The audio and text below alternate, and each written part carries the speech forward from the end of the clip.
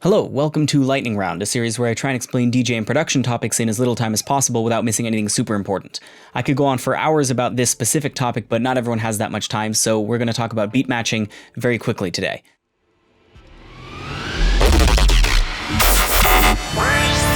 Simply put, beat matching is the skill that DJs use to get two tracks to play at the same speed and timing. Basically, what a DJ is trying to do is play two songs and have the drums hit at the same time, because if they don't, it can be super disorienting. I'll play you an example in a minute. This is not a beat matching tutorial, it's just a quick overview of what beat matching is. The most common analogy I hear about beat matching is about two cars driving next to each other. So think about it like this. If you were on the freeway and you wanted to get two cars to stay lined up next to each other, the first thing you would need to do is get them to pull up alongside each other, and then you would need to make sure that they're also going the same speed.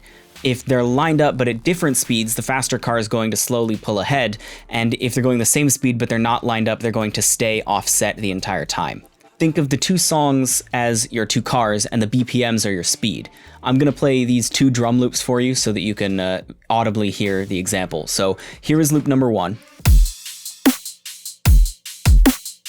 And here is loop number 2. Now here's an example of both of our loops being played lined up but at different tempos. Listen to how they start off sounding okay, but they slowly drift away and they become a mess. They drift out of phase.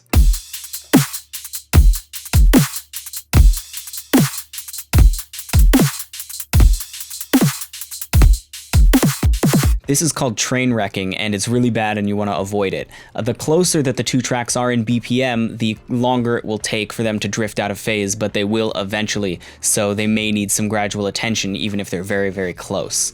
Now here's an example of the same two loops at the same tempo but not lined up.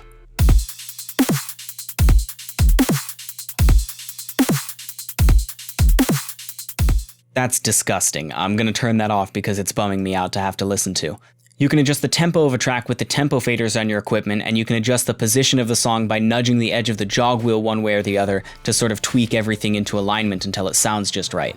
Alternatively, you can use sync to skip this process entirely. I'm not going to go into sync here, that's a topic for a different video, but basically sync will beat match for you, and most of the time it works very well, but occasionally it may make a huge mess.